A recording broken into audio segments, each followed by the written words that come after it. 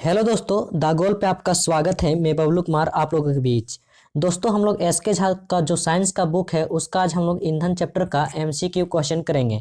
तो दोस्तों चलिए इसका एमसीक्यू क्वेश्चन की ओर आते हैं। दोस्तों अगर मेरे चैनल पे नए हैं तो चैनल को सब्सक्राइब कर दें और दोस्तों के साथ शेयर कर दें और वीडियो अगर को एक लाइक कर दें। तो चलिए दोस्तों आते हैं। आपका फर्स्ट क्वेश्चन है, निम्नलिखित में से किसे मार्स भी कहा जाता है। दोस्तों यहाँ पे मार्स गैस भी कहा जाता है। तो दोस्तों मार्स गैस किसे कहा जाता है? मीथेन को। ऑप्शन नंबर सी इसका राइट आंसर हो जाएगा, मीथेन। चलिए दोस्तों आते हैं नेक्स्ट क्वेश्चन की ओर और आपका दूसरा नंबर क्वेश्चन है, मीथेन खाली जगह के रूप में जाना जाता है। दोस्तों यहाँ मीथेन है और खाली जगह दिया हुआ है, इसमें भरना है किसके रूप में जाना जाता है। दोस्तों इसका राइट आंसर हो जाएगा आपका मार्स गैस के रूप में जाना जाता है। क्या दोस्तों? मीथेन गैस जो है मार्स गैस के रूप में जाना जाता है।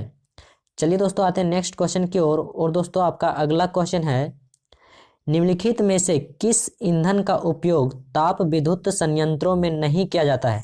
दोस्तों यहाँ बोला गया है ताप विद्युत संयंत्रों में नहीं किया जाता है। तो दोस्तों इसका राइट आंसर हो जाएगा आपका यूरेनियम का। दोस्तों यहाँ ईंधन का उपयोग ताप विद्युत संयंत्रों में किया जाता है, जैसे कि प्राकृतिक गैस, ईंधन गैस और कोयला, ये तीनों जो है किया जाता है। और जो ये ईंधन का उपयोग ताप विद्युत संयंत्र में यूरेनियम का उपयोग नहीं किया जाता है। चलिए दोस्तों आते हैं आपका अगला प्रश्न की ओर और 4 नंबर प्रश्न है, पेट्रोल के साथ साथ कारों में ईंधन के रूप में निम्नलिखित में से किसका उपयोग किया जाता है। तो दोस्तों इसका राइट आंसर हो जाएगा आपका ऑप्शन नंबर सी, एथेनॉल। किसका उपयोग किया जाता है दोस्तों? एथेनॉल का। चलिए दोस्तों आते हैं आपका अगला प्रश्न है। अगला प्रश्न है, बायोगैस का प्रमुख हिस्सा है। तो दोस्तों यहाँ बायोगैस का प्रमुख हिस्सा है, इसका राइट आंसर हो जाएगा आपका मीथेन। क्या है दोस्तों? मीथेन। ऑप्शन नंबर सी इसका राइट आंसर हो जाएगा, मीथेन। चलिए आते हैं अगला प्रश्न की ओर और आपका 6 नंबर प्रश्न है, एक घरेलू गैस सिलेंडर एलपीजी में संग्रहित की जाती है। तो दोस्तों एलपीजी में जो है लिक्विड पेट्रोलियम गैस, एलपीजी का फुल फॉर्म क्या है? Liquid petroleum gas. इसमें दोस्तों है आपका, इसका राइट आंसर हो जाएगा तरल अवस्था। इसमें तरल अवस्था में भरा जाता है गैस। चलिए दोस्तों आते हैं नेक्स्ट क्वेश्चन की ओर और आपका अगला प्रश्न है, रसोई गैस के रिसाव का आसानी से पता लगाया जा सकता है। तो दोस्तों इस जो रसोई गैस का जो रिसाव होता है उसको आसानी से पता लगाया जा सकता है किसके द्वारा? तो दोस्तों इसका राइट आंसर हो जाएगा आपका इथाइल मरकैप्टन के द्वारा। ऑप्शन नंबर सी इसका राइट आंसर हो जाएगा। चलिए आते हैं आपका अगला प्रश्न है 8 नंबर, बायोगैस संयंत्र में निष्कासित निम्नलिखित में से कौन सी गैस ईंधन गैस के रूप में उपयोग की जाती है। तो दोस्तों इसका राइट आंसर हो जाएगा आपका ऑप्शन नंबर बी, प्रोपेन। क्या है दोस्तों? प्रोपेन। चलिए दोस्तों आते हैं नेक्स्ट क्वेश्चन की ओर और आपका 9 नंबर क्वेश्चन है, ईंधन के एक इकाई द्रव्यमान के पूर्ण दहन से उत्पन्न ऊष्मा की मात्रा को क्या कहा जाता है।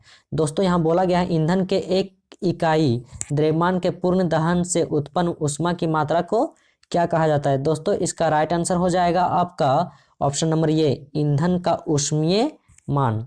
दोस्तों क्या हो जाएगा इसका आंसर? ईंधन का ऊष्मीय मान। चलिए आते हैं अगला प्रश्न की ओर और आपका 10 नंबर प्रश्न है, निम्नलिखित में से किस जीवाश्म ईंधन में ब्यूटेन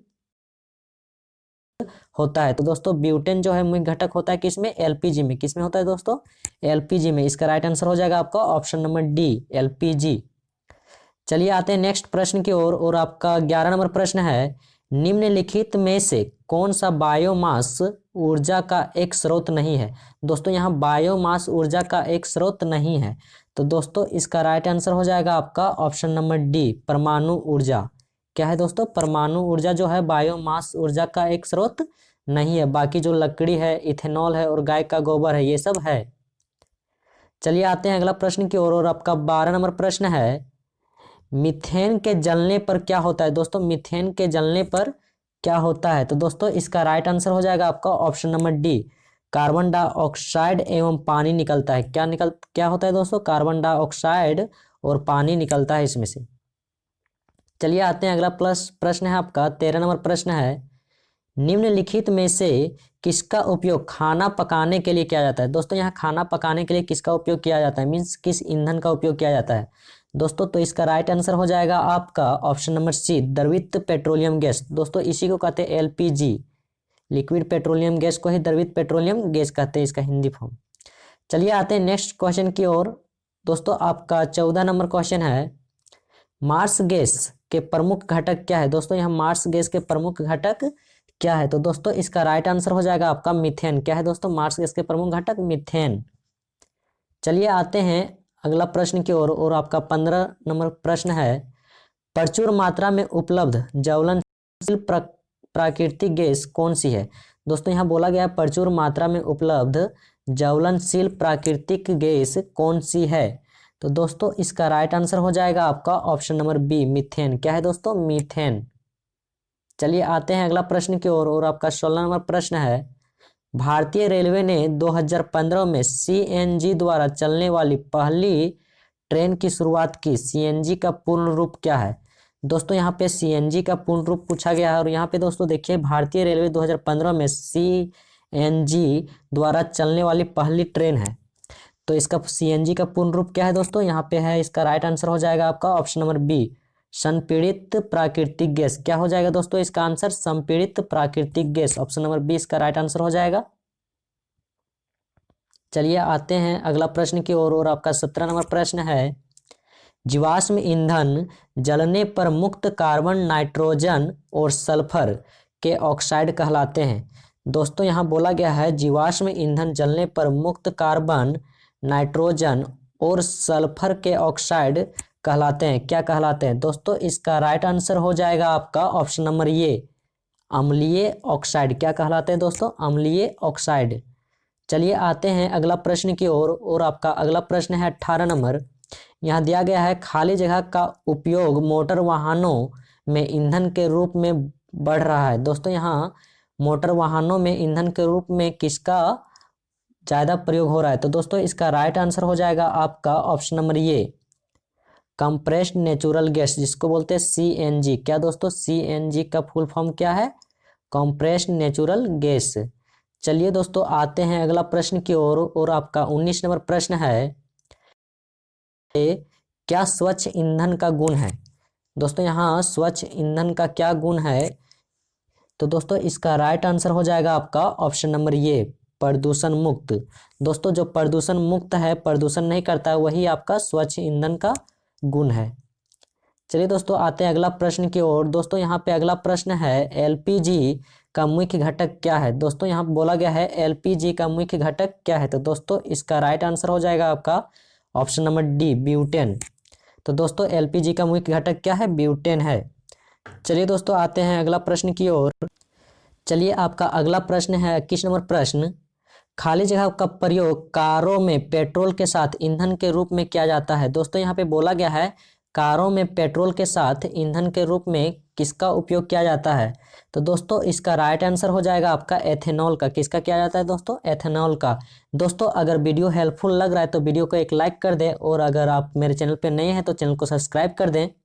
चलिए आते हैं आपका 22 नंबर प्रश्न है, दहन की प्रक्रिया में ईंधन की रासायनिक ऊर्जा किस ऊर्जा में रूपांतरित होती है। दोस्तों यहाँ पे बोला गया है दहन की प्रक्रिया में ईंधन की रासायनिक ऊर्जा किस ऊर्जा में रूपांतरित होती है, तो दोस्तों इसका राइट आंसर हो जाएगा आपका ऑप्शन नंबर बी, ऊष्मीय ऊर्जा। क्या हो जाएगा दोस्तों? ऊष्मीय ऊर्जा। चलिए आते हैं अगला प्रश्न की ओर। दोस्तों आपका अगला प्रश्न है 23 नंबर प्रश्न, निम्नलिखित में से कौन सा ईंधन मानव निर्मित है। दोस्तों यहाँ पे बोला गया है मानव निर्मित ईंधन, तो दोस्तों इसका राइट आंसर हो जाएगा आपका ऑप्शन नंबर बी, गोबर गैस। दोस्तों यहाँ पे गोबर गैस जो है वो क्या है? मानव निर्मित है। बाकी जो है कोयला है, कच्चा तेल है और प्राकृतिक गैस है, ये सब क्या है? प्राकृतिक है। चलिए आते हैं आपका अगला प्रश्न की ओर। दोस्तों आपका अगला प्रश्न है 24 नंबर, कोयले की किस किस्म में कार्बन की सर्वाधिक मात्रा उपस्थित होती है। तो दोस्तों यहाँ पे बोला गया है कार्बन की सर्वाधिक मात्रा उपस्थित किस में होता है। दोस्तों यहाँ पे एंथ्रासाइट में। क्या हो जाएगा इसका राइट आंसर? एंथ्रासाइट। दोस्तों यहाँ एंथ्रासाइट में आपका 90 से 95% तक कार्बन पाया जाता है। कितना पाया जाता है दोस्तों? 90 से 95% तक। चलिए आते हैं अगला प्रश्न की ओर। दोस्तों आपका अगला प्रश्न है 25 नंबर, ठोस कोयले को तरल हाइड्रोकार्बन में परिवर्तित करने वाली प्रक्रिया को क्या कहते हैं। तो दोस्तों इसका राइट आंसर हो जाएगा आपका ऑप्शन नंबर डी, द्रवीकरण। क्या कहते हैं दोस्तों? द्रवीकरण। ऑप्शन नंबर डी इसका राइट आंसर हो जाएगा। चलिए दोस्तों आते हैं आपका अगला प्रश्न की ओर और आपका अगला प्रश्न है कोयला और पेट्रोलियम के दहन का परिणाम खाली जगह के ऑक्साइड के रूप में होता है। तो दोस्तों यहाँ बोला गया है कोयला और पेट्रोलियम का दहन का परिणाम किसके ऑक्साइड के रूप में होता है। तो दोस्तों इसका राइट आंसर हो जाएगा आपका ऑप्शन नंबर बी, नाइट्रोजन और सल्फर। क्या हो जाएगा दोस्तों, नाइट्रोजन और सल्फर। चलिए आते हैं आपका अगला प्रश्न है 27 नंबर प्रश्न, सीएनजी का मुख्य घटक क्या है। दोस्तों यहाँ बोला गया है सीएनजी का मुख्य घटक क्या है। तो दोस्तों इसका राइट आंसर हो जाएगा आपका option number A, methane. CNG का मुख्य घटक क्या है दोस्तों, मीथेन। चलिए आते हैं अगला प्रश्न की ओर और आपका अगला प्रश्न 28 नंबर है, हाइड्रोकार्बन के पूर्ण दहन के परिणाम स्वरूप निम्नलिखित में से क्या प्राप्त होता है। दोस्तों यहाँ हाइड्रोकार्बन के पूर्ण दहन, जब ये पूर्ण दहन हो जाएगा इसके परिणाम स्वरूप निम्नलिखित में से क्या प्राप्त होता है। तो दोस्तों इसका राइट आंसर हो जाएगा आपका option number B, carbon dioxide और जल। क्या प्राप्त होता है दोस्तों, कार्बन डाइऑक्साइड और जल। चलिए आते हैं अगला प्रश्न की ओर और आपका 29 नंबर प्रश्न है, पेट्रोलियम के शोधन के दौरान प्राप्त केरोसिन निम्नलिखित में से किसके निर्माण में उपयोग किया जाता है। तो दोस्तों इसका राइट आंसर हो जाएगा आपका ऑप्शन नंबर बी, पैराफिन। क्या दोस्तों, पैराफिन। चलिए आते हैं अगले प्रश्न की ओर और आपका 30 नंबर प्रश्न है, पेट्रोलियम के शोधन के पश्चात प्राप्त अवशिष्ट पदार्थ निम्नलिखित में से किसके निर्माण में प्रयुक्त होता है। तो दोस्तों इसका राइट आंसर हो जाएगा आपका ऑप्शन नंबर बी, टार। क्या दोस्तों, टार। चलिए आते हैं अगला प्रश्न की ओर। दोस्तों आपका 31 नंबर प्रश्न है, इंजनों में अपस्टफॉन मीन्स नॉकिंग कम करने के लिए ईंधन में कौन सा पदार्थ मिलाया जाता है। तो दोस्तों आते हैं, इसका राइट आंसर हो जाएगा आपका ऑप्शन नंबर ये, क्या हो जाएगा दोस्तों, टेट्रा एथिल लेड। चलिए दोस्तों आते हैं अगला प्रश्न की ओर और आपका 32 नंबर प्रश्न है, पेट्रोल एवं विमानन।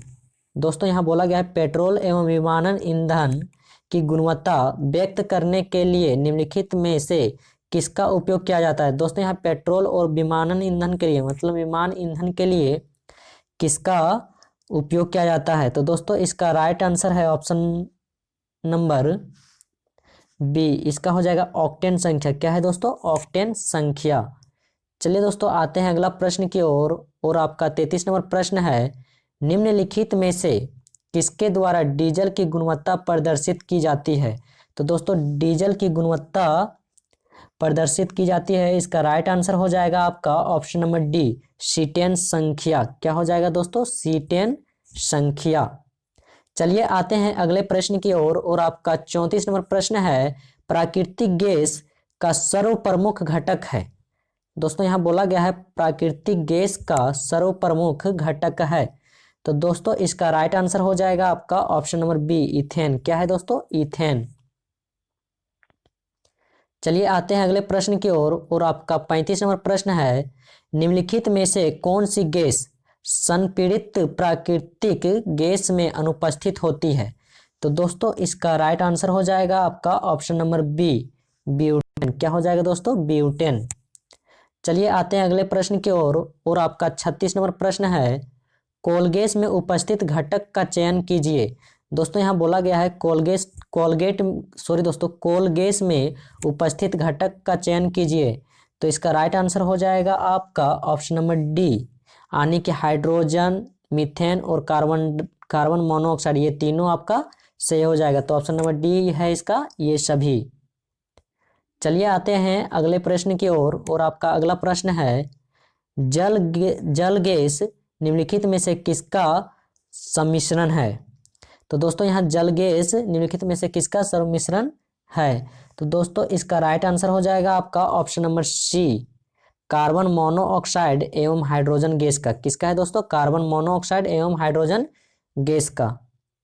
चलिए आते हैं अगले प्रश्न की ओर और आपका अगला प्रश्न है, द्रवीकृत पेट्रोलियम गैस यानी कि एलपीजी का उपयोग किया जाता है? दोस्तों एलपीजी का उपयोग किया जाता है किस लिए? तो दोस्तों यहाँ ऑप्शन में है खाना पकाने के लिए और है दूसरा ऑप्शन में है वाहन के ईंधन के रूप में। दोस्तों ये दोनों इसका राइट आंसर हो जाएगा ए और बी। तो दोस्तों यहाँ पे ऑप्शन नंबर डी इसका सही हो जाएगा, ए तथा बी दोनों। चलिए आते हैं अगले प्रश्न की ओर और आपका अगला प्रश्न है घरेलू गैस के सिलेंडरों में गैस के रिसाव को पता लगाने के लिए गैस में कौन सा पदार्थ मिलाया जाता है? तो दोस्तों गैस का रिसाव जो उसको पता लगाने के लिए जो घरेलू गैस का जो सेंट होता है उसका पता लगाने के लिए किसका उपयोग किया जाता है? तो दोस्तों इसका राइट आंसर हो जाएगा आपका एथिल मरकैप्टन का। ऑप्शन नंबर सी इसका राइट आंसर हो जाएगा एथिल मरकैप्टन। चलिए दोस्तों आते हैं नेक्स्ट क्वेश्चन की ओर और आपका अगला नंबर प्रश्न है चारकोल का निर्माण किस विधि से होता है? दोस्तों यहाँ पे बोला गया है चारकोल का निर्माण किस विधि से होता है? तो दोस्तों इसका राइट आंसर हो जाएगा आपका ऑप्शन नंबर सी लकड़ी के भंजक आसवन से। क्या होता है दोस्तों? लकड़ी के भंजक आसवन से। चलिए दोस्तों आते हैं अगले प्रश्न की ओर और आपका अगला प्रश्न है ठोस ईंधनों का नकारात्मक पक्ष है। दोस्तों यहाँ पे बोला गया है ठोस ईंधनों का नकारात्मक पक्ष है। तो दोस्तों इसका राइट आंसर हो जाएगा आपका ऑप्शन नंबर बी इनके दहन से राख उत्पन्न होती है। क्या होता है दोस्तों? इसका जो दहन होता है इसमें क्या उत्पन्न होता है? राख उत्पन्न होता है। चलिए आते हैं अगले प्रश्न की ओर और आपका 42 नंबर प्रश्न है पेट्रोलियम में निम्नलिखित में से कौन से तत्व उपस्थित होते हैं? दोस्तों यहाँ पेट्रोलियम में निम्नलिखित में से कौन से तत्व उपस्थित होते हैं? तो दोस्तों इसका राइट आंसर हो जाएगा आपका ऑप्शन नंबर डी ये सभी, यानी कि दोस्तों कार्बन, हाइड्रोजन और सल्फर ये सभी इसमें मौजूद होता है। चलिए आते हैं अगले प्रश्न की ओर और आपका 43 नंबर प्रश्न है पेट्रोलियम का शोधन किस विधि से किया जाता है? दोस्तों यहाँ बोला गया है पेट्रोलियम का शोधन किस विधि से किया जाता है? तो दोस्तों इसका राइट आंसर हो जाएगा आपका ऑप्शन नंबर बी प्रभाजी आसवन। दोस्तों पेट्रोलियम का शोधन किस विधि से किया जाता है? प्रभाजी आसवन से। चलिए आते हैं अगला प्रश्न की ओर और आपका 44 नंबर प्रश्न है पेट्रोलियम के शोधन की प्रक्रिया में पेट्रोलियम गैस किस ताप पर प्राप्त होता है? तो दोस्तों किस ताप पे प्राप्त होता है? इसका राइट आंसर हो जाएगा आपका ऑप्शन नंबर बी 40 से 205 डिग्री सेल्सियस तक। दोस्तों यहाँ 40 डिग्री सेल्सियस से लेकर 205 डिग्री सेल्सियस तक। चलिए आते हैं अगला प्रश्न है आपका निम्नलिखित में से कौन से ईंधन से सबसे कम पर्यावरण प्रदूषण होता है? दोस्तों यहाँ सबसे कम पर्यावरण प्रदूषण कौन सा ईंधन से होता है? तो दोस्तों इसका राइट आंसर हो जाएगा आपका option number B kerosene. Kerosene के ईंधन से प्रदूषण कम होता है। चलिए आते हैं अगला प्रश्न है आपका 46 नंबर बायोगैस को किस अन्य नाम से भी जाना जाता है? तो दोस्तों यहाँ पे बोला गया है बायोगैस को और किस नाम से जाना जाता है? दोस्तों ये जो बायोगैस है इसको गोबर गैस के नाम से भी जाना जाता है। तो ऑप्शन नंबर सी इसका राइट आंसर हो जाएगा गोबर गैस। चलिए आते हैं अगले प्रश्न की ओर। दोस्तों आपका 47 नंबर प्रश्न है निम्नलिखित में से किस वैज्ञानिक ने गोबर गैस प्रणाली का आविष्कार किया था? तो दोस्तों गोबर गैस प्रणाली का आविष्कार किस वैज्ञानिक ने किया था? तो दोस्तों इसका राइट आंसर हो जाएगा आपका सीबी देसाई। जो सीबी देसाई है वो गोबर गैस का प्रणाली का आविष्कार किया था। दोस्तों यहाँ पे ईंधन चैप्टर का सारा प्रश्न हो गया है। अगर वीडियो अच्छा लगा हो तो वीडियो को लाइक कर दे और दोस्तों के साथ शेयर कर दे और अगर मेरे चैनल पे नए हैं तो चैनल को सब्सक्राइब कर दे। चलिए मिलते हैं अब अगले वीडियो पे, तब तक के लिए बाय बाय।